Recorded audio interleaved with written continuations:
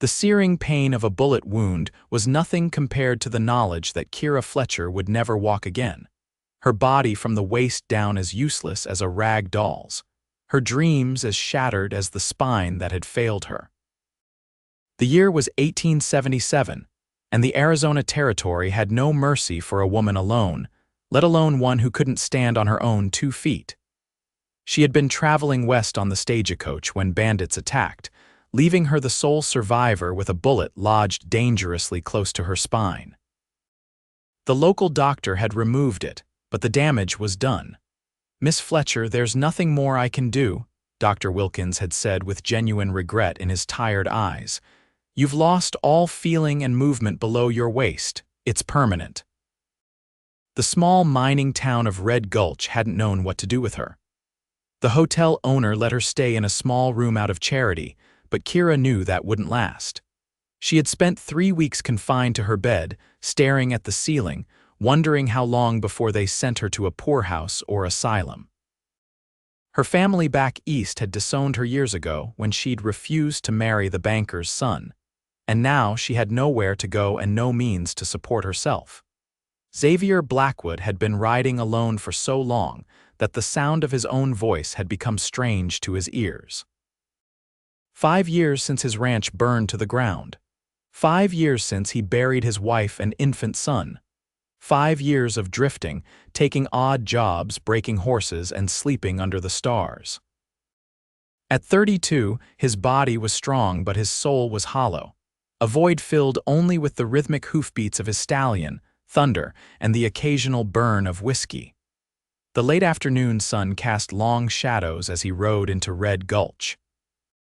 He needed supplies, maybe a hot meal, and then he'd be on his way again. The endless horizon was his only companion, and he preferred it that way.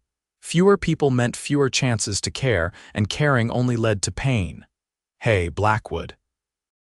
The voice belonged to Sheriff Tom Miller, one of the few men Xavier considered something close to a friend. They'd fought Apaches together years back. Xavier tipped his hat. "Sheriff, mighty glad to see you. Got some wild Mustangs need breaking at the Henderson place. Pays good." Xavier nodded. A week's work meant a week's delay in his aimless wandering, but money was money. "I'll head out there tomorrow." "Staying at the hotel?" Sheriff Miller asked, planning on it. The sheriff scratched his chin. "Well, there's something you should know. There's a woman there. Been shot during a stagecoach robbery about 3 weeks back. Doc says she'll never walk again." Xavier's face remained impassive. "Sad business. Not sure what it has to do with me. Hotel owner's looking to move her. She's got no family, no money to speak of. Been talking about sending her to the asylum in Tucson." "Still not seeing my part in this, Tom," the sheriff sighed. "Just thought you should know. She's about your age. Pretty thing, educated too, was heading west to take up a teaching position before this happened." Xavier grunted and turned his horse toward the hotel. Other people's troubles weren't his concern. He'd learned that lesson the hard way. The hotel was a simple 2-story building with a wide porch. Xavier secured Thunder to the hitching post and walked inside. The lobby was empty except for the owner, Mrs. Simmons, a stout woman with a perpetual frown. "Need a room," Xavier said, placing coins on the counter. Mrs. Simmons nodded. "Only got the one at the end of the hall upstairs, near the woman." "The injured one," Sheriff mentioned her, Mrs.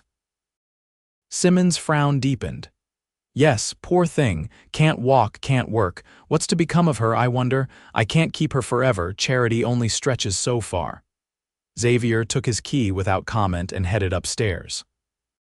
As he passed the second-to-last door, he heard a soft sound, someone crying, trying to muffle the sound with what he guessed was a pillow.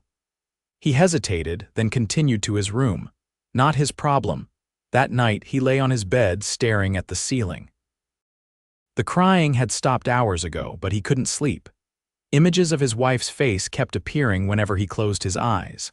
Sarah had been so full of life, so determined. What would she think of the hollow shell he'd become? Before dawn, Xavier was up and dressed. He decided to check on Thunder before heading to the Henderson place. As he passed the woman's room, he noticed the door was slightly ajar. Instinct made him pause. Something wasn't right. He pushed the door open slowly. The room was dim, lit only by the faint pre-dawn light coming through the window. The woman was in bed, but something about her stillness alarmed him. On the nightstand was a small bottle, uncorked, and a note. Xavier crossed the room in 2 strides. The woman's breathing was shallow, her face pale. He picked up the bottle laudanum, nearly empty. The note was brief. "I cannot be a burden any longer. Please forgive me." "Damn it," Xavier snatched up the woman, blankets and all, and carried her to the wash basin. He forced her mouth open and stuck his fingers down her throat, triggering her gag reflex. She vomited weakly, barely conscious. "Come on," he muttered, repeating the process. "Fight, damn you!" The door burst open behind him. Mrs. Simmons stood there in her nightgown, eyes wide. "What in heaven's name? Get the doctor!" Xavier snapped. She took laudanum. Mrs. Simmons fled. Xavier continued his efforts, alternating between making her vomit and forcing water down her throat. Her eyes fluttered open briefly, revealing irises the color of summer skies. "Let me go," she whispered. "Not a chance," he replied grimly. Dr. Wilkins arrived in his nightshirt medical bag in hand. Together they worked to save Kira Fletcher's life. By mid-morning, the doctor pronounced her out of danger. "She'll sleep for a while, doctor," Wilkins said, packing up his instruments. "Lucky you found her when you did." Xavier stood by the window, arms crossed, face unreadable. "What happens to her now?" the doctor sighed. "Mrs. Simmons can't keep her indefinitely. The asylum is—" "No," Xavier interrupted. "No asylum." "Then what do you suggest? She has no family, no means of support. She can't even— I'll take her." The words surprised Xavier as much as they did the doctor. "You," Dr. Wilkins looked skeptical. "Xavier, you're a drifter. What do you know about caring for a paralyzed woman?" Xavier turned to look at Kira, her golden hair spread across the pillow, her face peaceful in drugged sleep. Something about her called to him, awoke something he thought had died with Sarah. "I was married once," he said quietly. "Had a ranch outside of Tucson, lost it all in an Apache raid." "I'm sorry," the doctor said, "but that doesn't— I'll marry her." Dr. Wilkins' jaw dropped. "Have you lost your mind? You don't even know her." "I know she'd rather die than go to an asylum. I know she needs someone, and I know I'm tired of running from ghosts." Xavier's voice was steady. "Get the preacher." "She might not agree to this madness." Xavier's mouth set in a hard line. "Then I'll convince her." Kira awoke to find a stranger sitting beside her bed, a tall man with weathered skin, dark hair streaked with silver at the temples, and eyes the color of whiskey. His clothes were dusty, his expression guarded. "Who are you?" she asked, her throat raw. "Xavier Blackwood." His voice was deep, with a hint of a southern drawl. "I found you this morning." Memory returned, and with it shame. "You should have let me die, not my style." He leaned forward, elbows on knees. "Why'd you do it?" Kira looked away. "What future do I have? I can't walk, I can't work, I have no family, no home. They're sending me to an asylum." "No, they're not." Her eyes met his. "You can't stop them." "Already did." Xavier stood and walked to the window. "I've made arrangements." Suspicion crept into Kira's mind. "What kind of arrangements?" He turned, and for the first time she saw uncertainty in his expression. "I've spoken to the preacher. He'll be here this afternoon." "The preacher?" Confusion furrowed her brow. "Why would you?" Understanding dawned. "No, absolutely not. You'd rather the asylum?" "I'd rather not be forced to marry a complete stranger out of pity." Xavier's jaw tightened. "It's not pity." "Then what is it? You know nothing about me." "I know enough." "You're educated. You were headed to teach school before the attack. You're brave enough to face death but afraid of being a burden." His eyes held hers. "And you're beautiful." Kira felt heat rise to her cheeks. "Mr. Blackwood, Xavier." "Xavier," she conceded. "This is madness." "You can't want to tie yourself to a cripple." He flinched at the word. "Don't call yourself that. It's what I am." Tears threatened, but she fought them back. "I can't walk. I can't feel anything below my waist. I can't be a proper wife." Xavier's expression softened slightly. "Sarah, my wife, was killed by Apaches 5 years ago, along with our son.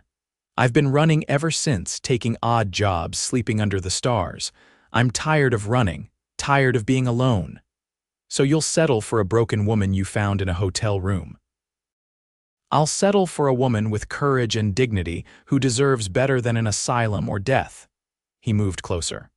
I'm not asking for anything you can't give, Kira, just a chance for both of us to stop being alone. Kira studied his face, the lines of hardship around his eyes, the stubborn set of his jaw, the surprising gentleness in his gaze. You don't even know if I can, if we could ever. That's not why I'm offering. His voice was gruff. I have a job breaking horses at the Henderson place. It pays well. After that, I thought we might head to Colorado. I have a friend there who'll sell me some land cheap. We could build a place. Colorado? The idea of leaving this town, of having a home again, was almost too much to hope for. Why would you do this for a stranger? Xavier's expression was unreadable. Maybe I'm tired of being a stranger myself. The preacher arrived that afternoon. Mrs. Simmons had helped Kira wash and dress in her one good gown, a blue calico that matched her eyes. Xavier had bathed and shaved, his dark hair slicked back, wearing a clean shirt and his least worn pair of trousers. The ceremony was brief. Sheriff Miller and Mrs. Simmons served as witnesses. When the preacher pronounced them man and wife, Xavier bent and placed a chaste kiss on Kira's lips.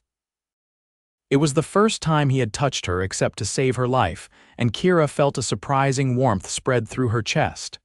Mrs. Blackwood, Xavier said, testing the name. This is insanity, Kira whispered. The hint of a smile touched his lips. Maybe so. That night, Xavier slept on the floor beside Kira's bed. In the morning, he helped her wash and dress with a matter-of-fact efficiency that somehow preserved her dignity. When she apologized for the trouble, he silenced her with a look. You're my wife now, he said simply. Not a burden. For a week, Xavier worked at the Henderson ranch during the day, returning each evening to the hotel. He used his earnings to purchase a small wagon with a mattress in the back, designed so Kira could lie comfortably during travel. He also bought a gentle mare to accompany Thunder. Kira, meanwhile, tried to adjust to her new reality. The doctor visited daily, showing her exercises to strengthen her upper body. Mrs. Simmons taught her to sew more efficiently, a skill that might prove useful. And each night, Xavier would tell her about his day, about the horses he was breaking, about his plans for Colorado. Slowly, almost imperceptibly, they began to know each other. Xavier learned that Kira had a quick mind and a sharper wit, that she loved poetry and could recite Wordsworth from memory. Kira discovered that beneath Xavier's stoic exterior was a man of deep feelings and careful thoughts, who could identify every constellation in the night sky and had once dreamed of being a horse breeder. On the 8th day, they prepared to leave Red Gulch. Xavier had packed their meager belongings and settled their bills. The entire town seemed to turn out to see them off. Take care of her, Blackwood, Sheriff Miller said, shaking Xavier's hand. I intend to, Xavier replied. Dr. Wilkins gave Kira a supply of medicines and a list of exercises. Mrs. Simmons pressed a package of food into Xavier's hands. And then they were off, Xavier driving the wagon, Kira propped up with pillows in the back, watching the town disappear behind them. Are you sure about this? Kira asked when Red Gulch was no more than a smudge on the horizon. Xavier glanced back at her. I don't make promises I can't keep, Kira. I promise to care for you. I will. The journey to Colorado was long and difficult. They traveled slowly, stopping frequently to rest. Xavier made camp each night, building a fire, preparing simple meals, helping Kira with her personal needs without comment or complaint. At night, he slept beside the wagon, his rifle within reach. They spoke more during those long days and nights on the trail than either had spoken in years. Xavier told Kira about his childhood in Texas, his years as a cavalry scout, his dreams for the ranch he'd built and lost. Kira shared stories of her strict upbringing in Boston, her rebellion against her parents' plans for her future, her desire to teach children in the West. Why teaching? Xavier asked one night as they sat by the fire.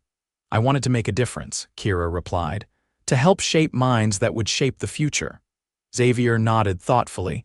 You still could, you know. Being unable to walk doesn't affect your ability to teach. Kira looked at him in surprise. Who would hire a crippled school teacher? Stop calling yourself that, he said sharply.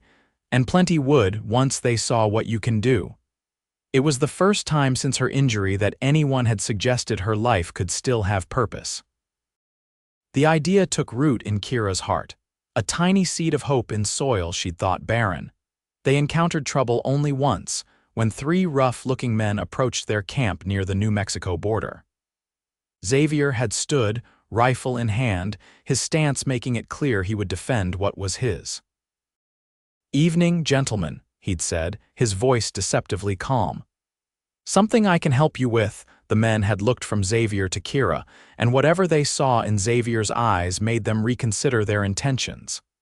They'd mumbled excuses and departed, leaving Kira shaken but unharmed. "Would you have shot them?" she'd asked later. Xavier had cleaned his rifle with methodical precision. "If they'd threatened you?" "Yes." By the time they reached Colorado territory, a month had passed. The air was cooler, the mountains a stunning backdrop to the wide valleys. Xavier's friend, Daniel Cooper, owned a large cattle operation near a growing settlement called Pine Creek. Daniel welcomed them warmly, ushering them into his spacious ranch house where his wife, Ellen, fussed over Kira's comfort. For the first time since her injury, Kira found herself treated as a person first, her paralysis secondary. "Xavier wrote to me about your situation," Ellen confided as she helped Kira bathe after their long journey. "I've made some arrangements to make things easier for you here." Those arrangements included a wheeled chair Daniel had built, allowing Kira to move herself around the house with her arms. It was a revelation, this small measure of independence, and Kira found herself weeping with gratitude. "It's nothing," Ellen said kindly. "Daniel enjoys tinkering. And you'll need mobility if you're to start teaching." Kira looked up in surprise. "Teaching?" Ellen nodded. "Pine Creek has children but no proper school yet. When Xavier mentioned your background, I spoke to some of the mothers. They're quite excited about the prospect of a real teacher for their children." Hope, so long dormant, bloomed fully in Kira's heart. Xavier spent his days with Daniel, riding the property that would soon be theirs. The land was good, a valley with a clear stream, grazing land for horses, timber for building. At night, he would return to find Kira transformed, her eyes bright with purpose as she planned lessons and made lists of supplies she would need. "Thank you," she said one evening as they sat on the Cooper's porch, watching the sunset paint the mountains gold. "For saving my life, for bringing me here, for giving me a reason to live again." Xavier's hand found hers, their fingers intertwining. "You're thanking me." "Kira, I was a ghost before I found you, just going through the motions of living." Their eyes met, and something passed between them, something new and fragile and hopeful. Slowly, Xavier leaned forward and kissed her, not the perfunctory kiss of their wedding, but a real kiss, tender and questioning. When they parted, Kira's cheeks were flushed. "I didn't think you would want, given my condition." Xavier tucked a strand of hair behind her ear. "Your condition doesn't change who you are, Kira, and who you are is who I want." That night, they truly became husband and wife, Xavier carrying Kira to their bed with reverent hands, showing her with gentle touch that her body was still capable of feeling pleasure, that her heart was still capable of feeling love. "I can't feel everything," she whispered, embarrassed. "Then I'll feel it for both of us," he promised. By winter, their cabin was built a sturdy structure with wide doorways to accommodate Kira's wheeled chair, with a schoolroom attached where she began teaching the children of Pine Creek. Xavier had acquired 6 breeding mares and a stallion, the beginning of his dream to raise quality horses. Their life settled into a rhythm, Xavier working with the horses during the day, Kira teaching her growing number of students. In the evenings, they would sit by the fire, reading or talking or simply being together in comfortable silence. At night, they shared a bed and each other's bodies with increasing intimacy and trust. It wasn't always easy. Kira had days of frustration and despair, when the limitations of her body seemed insurmountable. Xavier had nights when nightmares of his lost family woke him, leaving him shaken and withdrawn. But they learned to weather these storms together, to lean on each other's strength when their own faltered. Spring brought new life to their valley foals in the pasture, wildflowers on the hillsides, and unexpected news that left them both stunned. "Are you certain?" Xavier asked Dr. Peterson, the physician who had come to examine Kira after several days of unexplained nausea. "As certain as I can be," the doctor replied. "Your wife is approximately 3 months with child." After the doctor left, Xavier found Kira by the window, her expression a mix of joy and terror. "How is this possible?" she whispered. "The doctor in Red Gulch said my female parts wouldn't work properly anymore."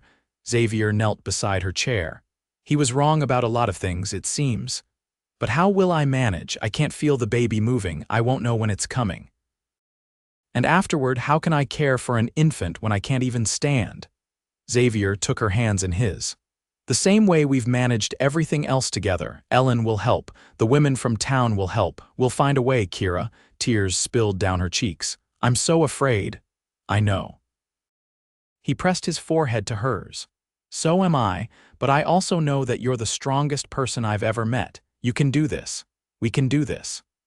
Their son was born on a clear autumn day, with Ellen Cooper serving as midwife and Xavier refusing to leave Kira's side despite tradition. They named him Thomas, after the sheriff who had first suggested Xavier take responsibility for Kira. Holding her son for the first time, Kira felt a completeness she had never thought possible. "He's perfect," she whispered. Xavier, his eyes suspiciously bright, nodded. "Like his mother." As Thomas grew, so did their operation. Xavier's horses gained a reputation for quality, bringing buyers from as far as Denver. Kira's school expanded to a proper building in town, where she taught not only children but also adults eager to learn reading and arithmetic. They adapted to the challenges of Kira's condition. Xavier built a cradle that could be moved easily from room to room. Ellen showed Kira how to nurse the baby while seated in her chair.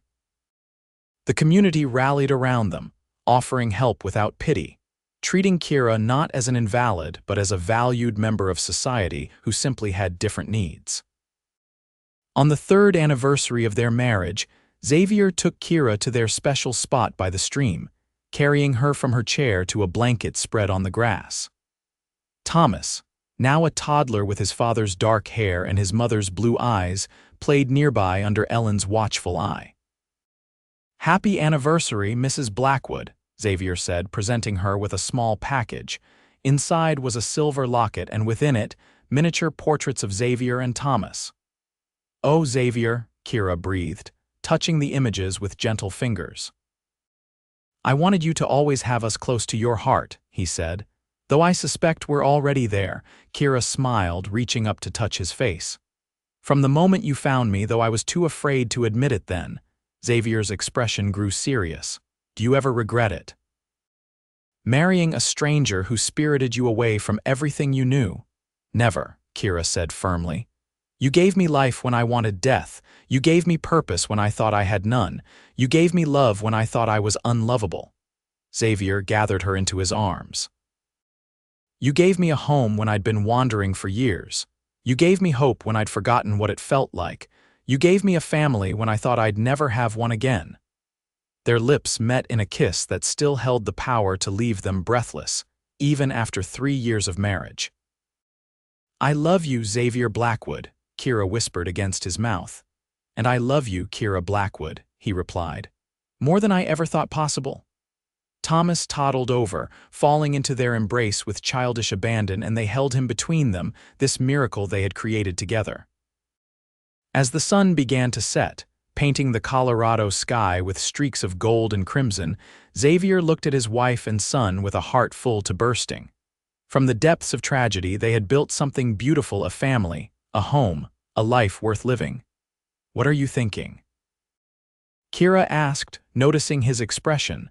Xavier smiled, the smile that had once been so rare but now came easily and often. I'm thinking that sometimes the greatest blessings come disguised as our deepest sorrows. Kira nodded, understanding perfectly.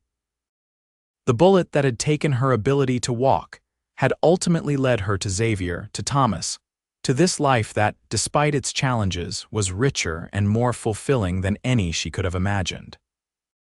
And sometimes, she added softly, a lonely cowboy and a paralyzed girl can find in each other exactly what they need to be whole again. Xavier's arms tightened around his family as the first stars appeared in the darkening sky. They had been broken, both of them, in different ways. But together they had healed. Together they had built a life filled with purpose and joy. Together they had found a love that transcended physical limitations and past sorrows. And together they would face whatever the future held, secure in the knowledge that they had already overcome the impossible.